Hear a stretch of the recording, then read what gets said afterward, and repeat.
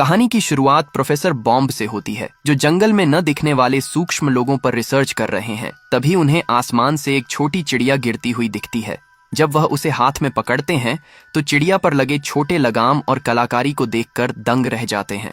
वहीं दूसरी ओर एक अजीब और डरावना जीव बोगन कौवे पर सवार होकर नोड नाम के एक छोटे इंसान को मारने की कोशिश कर रहा होता है। नोड उससे बचने का पूरा प्रयास करता है। तभी वहां उनका लीडर रोनिन आता है। वह जीव नोड को पकड़कर ले जाने की कोशिश करता है, लेकिन रोनिन ऊपर से उस पर कूदकर उसे नीचे गिरा देता है और नोड को बचाकर अपने शहर मून हेवन ले जाने की बात करता है। वह अजीब जीव अनियंत्रित होकर एक कार से टकराकर मर जाता है। उसी कार में मैरी नाम की लड़की है, जो कई वर्षों बाद अपने पिता प्रोफेसर बॉम्ब से मिलने उनके घर पहुंचती है। बाहर से आवाज लगाने पर जब कोई जवाब नहीं मिलता तो वह घर के अंदर जाती है, जहां उसे कीड़ों की हड्डियां और अजीब रिसर्च के नमूने दिखते हैं। तभी उसकी मुलाकात अपने पिता से होती है, जो अपनी खोज और काम में पूरी तरह डूबे हुए होते हैं। प्रोफेसर बॉम्ब के पास ओजी नाम का एक पालतू कुत्ता है, जिसकी एक आंख और एक पैर नहीं है। प्रोफेसर अपनी बेटी मैरी को उसका कमरा दिखाने ले जाते हैं, लेकिन तभी उनके ट्रैकर में हलचल होती है। वह उत्साह में मैरी से कहते हैं,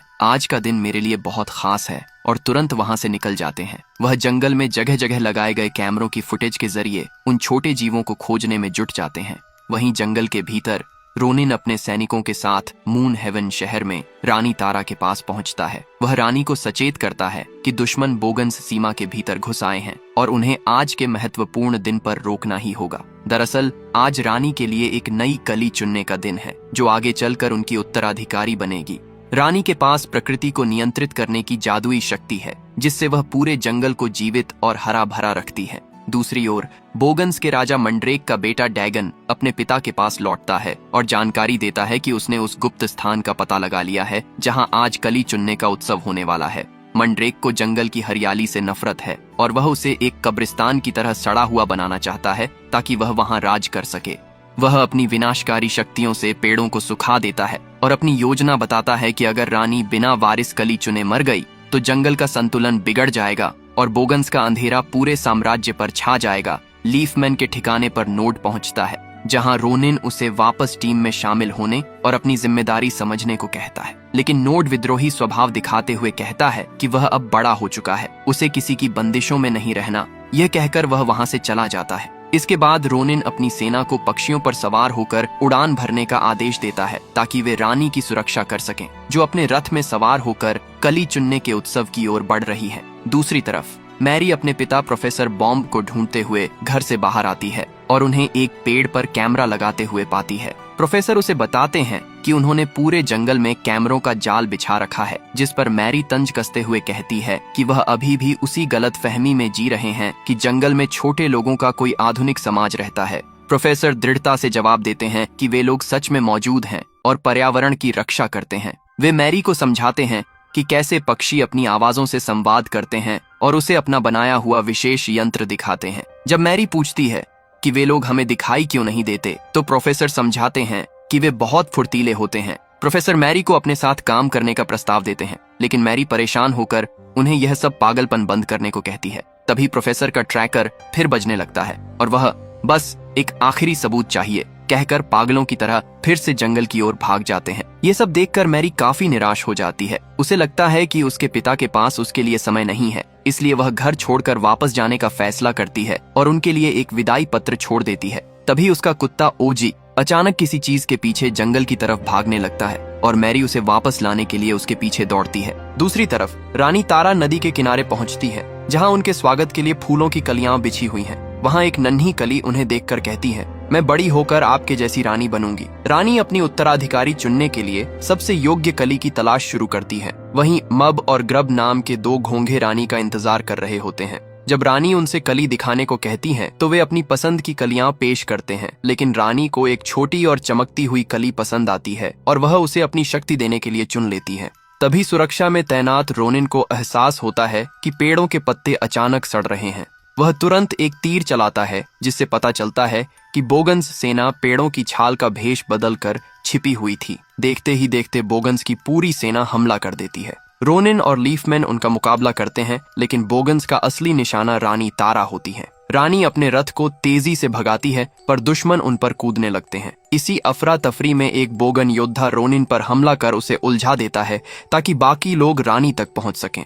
बोगन्स रानी तारा को चारों ओर से घेर लेते हैं, लेकिन रानी अपनी प्राकृतिक शक्तियों का उपयोग कर रास्तों को झाड़ियों से बंद करते हुए बहादुरी से भागती हैं। लीफमैन सैनिक अपनी जान की बाजी लगाकर दुश्मनों को रोकते हैं। इसी दौरान मैरी अपने कुत्ते ओजी को ढूंढते हुए जंगल के उसी हिस्से में पहुंच जाती है। वहां बोगन्स का राजा मंड्रेक अपने बेटे डैगन के साथ हमला करता है।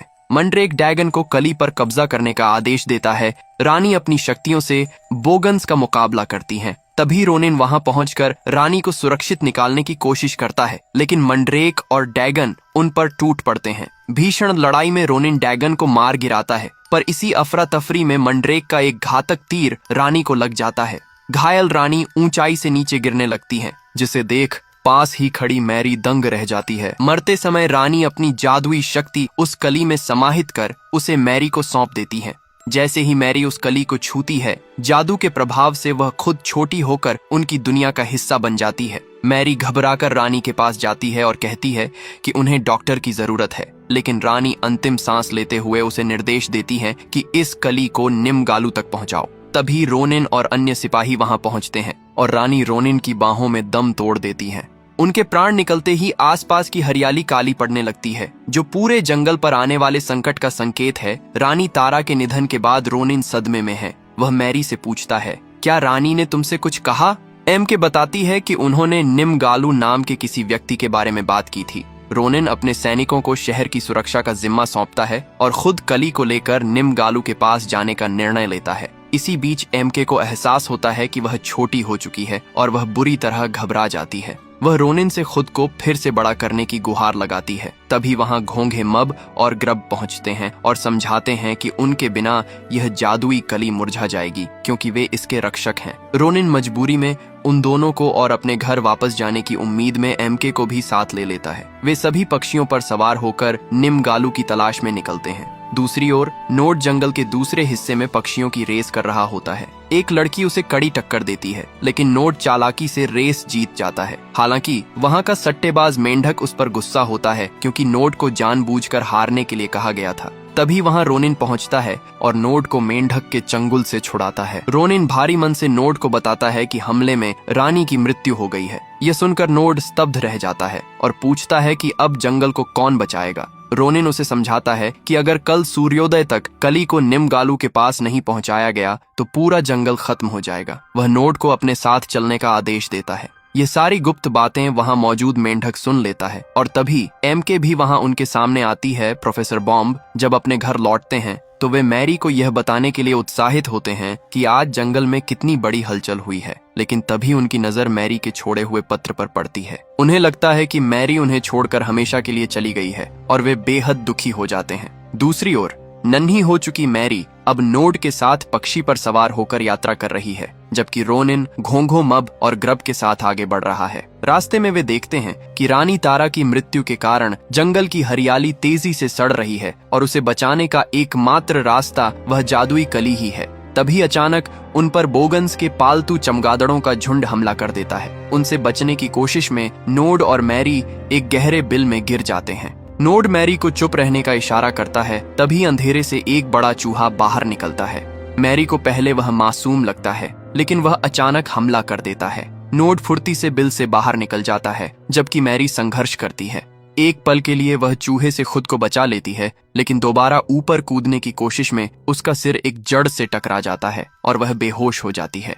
नोड उसे बचाने के लिए वापस नीचे कूदता है और चूहे का ध्यान भटकाता है, लेकिन चूहा अपनी पूंछ से उसे जकड़ लेता है। जैसे ही चूहा हमला करने वाला होता है, रोनिन सही समय पर वहां पहुंचकर उसे भगा देता है और मैरी को होश आ जाता है। रोनिन अब सावधानी बरतते हुए मैरी को अपने साथ चलने को कहता है और नोड को घोंघो मब और ग्रब की सुरक्षा की जिम्मेदारी सौंपता है। इस पर ग्रब मजाकिया अंदाज में नोड को चेतावनी देता है कि वह लड़की मुझ पर फिदा है, इसीलिए तुम उससे दूर ही रहना। दूसरी ओर बोगन्स जंगल की हरियाली को तेजी से नष्ट कर रहे हैं। तभी वहां वही लालची मेंढक पहुंचता है, जिससे मंड्रेक जादुई कली के बारे में पूछताछ करता है। कली के सुरक्षित होने की खबर सुनकर मंड्रेक गुस्से में अपनी शक्ति से एक पेड़ को धराशायी कर देता है, जिसके बाद मेंढक गद्दारी करते हुए बता देता है कि वे लोग कली को लेकर निमगालू के पास जा रहे हैं। रोनिन, एम के, नोड और घोंघे छिपते छिपाते विशाल पेड़ की ओर बढ़ते हैं, जहां जंगल के सभी जीव सड़न की समस्या से घबराकर निमगालू की शरण में आए हुए हैं। रोनिन बताता है कि निमगालू जंगल के सबसे बुजुर्ग और ज्ञानी इतिहासकार हैं। जब निमगालू बाहर आते हैं तो वे देखते हैं कि रानी तारा अब नहीं रही और पूरा जंगल खतरे में है। वह परेशान होते हैं कि लोगों को क्या जवाब दें। तभी रोनिन उनके पास पहुंचता है। निमगालू कली को सुरक्षित छिपाने की बात करते हैं, लेकिन एम के उन्हें बताती है कि रानी ने खुद उसे यह कली निमगालू तक पहुंचाने का आदेश दिया था। निमगालू शुरू में असमंजस में होते हैं कि इस कली का क्या करना है, इसलिए वे उन सभी को अपने जादुई पुस्तकालय के भीतर ले जाते हैं, जहां जंगल के भूत, भविष्य और वर्तमान की हर घटना का लिखित विवरण मौजूद है। निमगालू अपनी प्राचीन किताबों और चिट्ठों में कली के बारे में जानकारी ढूंढते हैं, जिससे पता चलता है कि यदि रानी ने इसे चुन लिया है तो आज रात पूर्ण चंद्रमा की रोशनी में इसका खिलना तय है। ग्रब जिज्ञासावश पूछता है, अगर यह अंधेरे में खिल जाए तो क्या होगा? लेकिन गालू बताते हैं कि उस जानकारी का आधा हिस्सा गायब है, जिससे खतरा बना रहता है। इसी बीच मैरी अपने घर लौटने का रास्ता पूछती है तो निमगालू उसे एक विशेष जादुई चित्र दिखाते हैं, जिससे रानी तारा का एक संदेश प्रकट होता है। रानी का साया मैरी से कहता है कि कली को उसकी जरूरत है और यहाँ उसके होने का एक बड़ा मकसद है। वह बताती है कि जब कली चांद की रोशनी में खिलेगी तभी मैरी अपने असली रूप में वापस लौट पाएगी। ये सुनकर मैरी खुश हो जाती है कि वह वापस घर जा सकेगी। रोनिन नोड को कली की सुरक्षा का जिम्मा सौंपकर वहां से कुछ देर के लिए चला जाता है। निमगालू सभी को बताते हैं कि भले ही रानी तारा अब नहीं रही, लेकिन आज रात नई रानी के चुनाव का जश्न मनाने का समय है, क्योंकि कली से नया जीवन मिलेगा। इस बीच नोड मैरी को एक शांत जगह ले जाता है और उसे एक विशाल हिरण दिखाता है, जो उनके छोटे आकार के कारण पहाड़ जैसा बड़ा लग रहा है। नोड हिरण की पीठ पर बैठ जाता है और मैरी को भी अपने साथ बिठाता है। दोनों सवारी का आनंद लेते हुए एक दूसरे से बातें करते हैं। वहीं दूसरी ओर रोनिन जुगनू के जरिए महल और लीफमैन सेना को गुप्त संदेश भेजता है कि कली सुरक्षित है और वे उसे लेकर महल मूनहेवन की ओर आ रहे हैं। जुगनू पूरे जंगल में लीफमैन तक ये संदेश पहुंचा देते हैं कि कली सुरक्षित है। इस बीच नोड और मैरी हिरण की सवारी का आनंद ले रहे होते हैं, जबकि घोंघे मब और ग्रब कली की नमी बनाए रखने के लिए उसकी देखभाल कर रहे होते हैं। तभी अचानक बोगन्स का राजा मंड्रेक अपने खूंखार अजीब जीव पर सवार होकर वहां धावा बोल देता है। मंड्रेक की दहशत से सब तितर बितर हो जाते हैं और वह मौके का फायदा उठाकर मब, ग्रब और जादुई कली को अगवा कर अपने साथ ले जाता है। रोनिन उन्हें रोकने की कोशिश करता है, लेकिन मंड्रेक का हमला इतना तेज होता है कि रास्ता मलबे से बंद हो जाता है। रोनिन नोड पर बुरी तरह गुस्सा होता है कि उसने अपनी जिम्मेदारी ठीक से नहीं निभाई।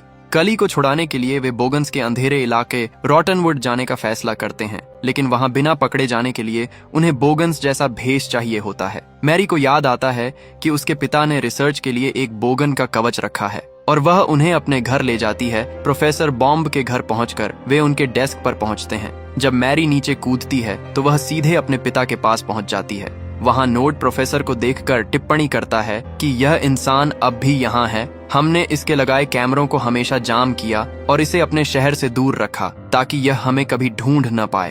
अपने पिता के बारे में ये बातें सुनकर मैरी भावुक हो जाती है और गर्व से कहती है, मैं इसी इंसान की बेटी हूँ। उधर मंड्रेक अपने ठिकाने पर कली को रखते हुए मब और ग्रब को बताता है कि वह फटे हुए पन्ने का रहस्य जान चुका है। यदि यह कली अंधेरे में खिलेगी तो इससे एक ऐसा वारिस पैदा होगा जो पूरे जंगल को तबाह कर देगा। रोनिन और नोड प्रोफेसर बॉम्ब के डेस्क से बोगन्स के कवच इकट्ठा करने लगते हैं, जबकि मैरी अपने पिता के पास जाकर उन्हें आवाज देने की कोशिश करती है, लेकिन छोटा आकार होने के कारण प्रोफेसर को कुछ सुनाई नहीं देता। तभी वहां उनका कुत्ता ओजी पहुंच जाता है और मैरी को देख उसके पीछे भागने लगता है। रोनिन और नोड भी ओजी से बचने के लिए भागते हैं, जिसे देख प्रोफेसर को हलचल महसूस होती है और वे अपनी मशीन क्लीनर चालू कर देते हैं। रोनिन चतुराई से एक तीर प्रोफेसर के पास चलाता है, जिससे उनकी चाय का कप ओजी पर गिर जाता है और उन्हें भागने का मौका मिलता है। हालांकि प्रोफेसर अपनी मशीन से मैरी को पकड़ लेते हैं। जब प्रोफेसर अपनी खास दूरबीन से मैरी को करीब से देखते हैं तो अपनी बेटी को इतना छोटा देख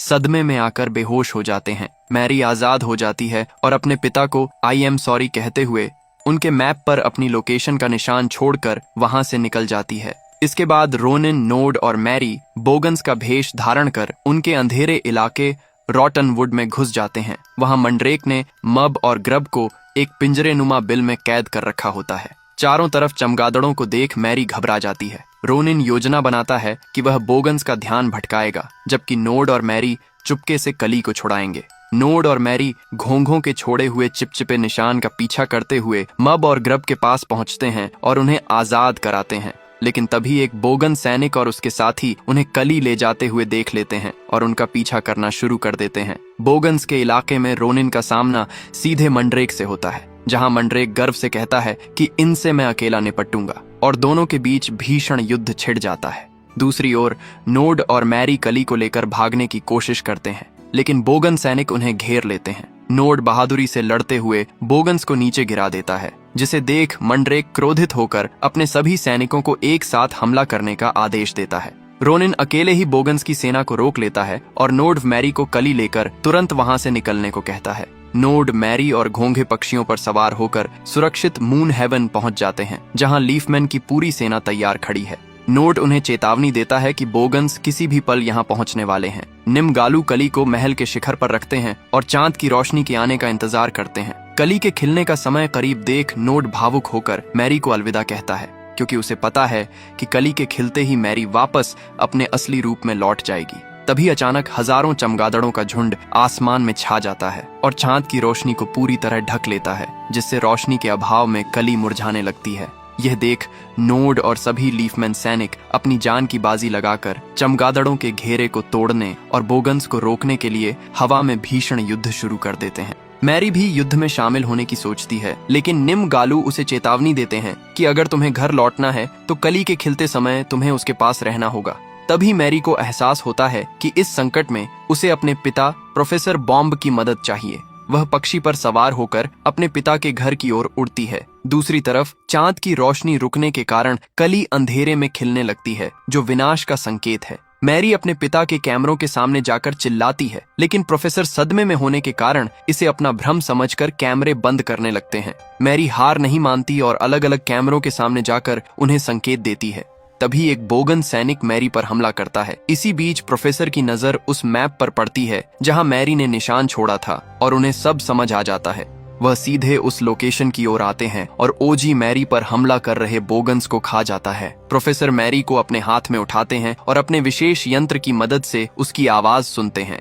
मैरी अपने व्यवहार के लिए उनसे माफी मांगती है और प्रोफेसर कहते हैं, मुझे तुम्हारा मैसेज मिल गया था। मैरी उन्हें अपने पीछे आने को कहती है ताकि वे चांद की रोशनी का रास्ता साफ कर सकें। मंड्रेक महल के भीतर कली के पास पहुंच जाता है, जहां निमगालू और मब उसे रोकने का असफल प्रयास करते हैं। महल के भीतर रोनिन पहुंचकर मंड्रेक से मुकाबला करता है, जबकि बाहर मैरी अपने पिता प्रोफेसर बॉम्ब की मदद से एक विशेष ध्वनि यंत्र का उपयोग करती है। वह चमगादड़ों की आवाज को रिकॉर्ड कर उसे विपरीत दिशा में बजाती है, जिससे भ्रमित होकर चमगादड़ चांद के सामने से हटने लगते हैं और प्रोफेसर के पीछे जाने लगते हैं। महल में जब मंड्रेक रोनिन पर भारी पड़ने लगता है, तभी नोड वहां पहुंचकर उसकी मदद करता है। जैसे ही आसमान साफ होता है, चांद की पूरी रोशनी जादुई कली पर पड़ती है। रोनिन और नोड मिलकर पूरी ताकत से मंड्रेक को पीछे धकेल देते हैं, जिससे वह एक पेड़ की खोह के भीतर अपने ही मलबे में दब जाता है और बोगन्स का विनाश होता है। कली के खिलते ही पूरे जंगल में फिर से हरियाली छा जाती है और कली से निकली जादुई शक्ति उस छोटी बच्ची फूल की कली में समाहित हो जाती है, जिससे वह नई रानी बन जाती है। सभी लीफमैन नई रानी के सम्मान में झुकते हैं। नोड को लगता है कि मैरी वापस अपनी दुनिया में चली गई है, तभी मैरी वहां पहुंचती है। हालांकि कली के खिलने का समय समाप्त होने वाला होता है, लेकिन नई रानी अपनी विशेष शक्तियों का उपयोग कर मैरी को उसके असली मानवीय रूप में वापस भेज देती है। प्रोफेसर बॉम्ब अपनी बेटी को सही सलामत पाकर और यह जानकर बेहद खुश होते हैं कि उनका शोध पूरी तरह सच था। अंत में मैरी अपने पिता के साथ ही जंगल में रहने लगती है और उनके शोध में हाथ बंटाती है। वह प्रोफेसर के खास कैमरों और यंत्रों के जरिए नोड और मब से बात करती है, जिससे साफ होता है कि दोनों दुनिया के बीच अब एक गहरा और प्यारा रिश्ता बन चुका है।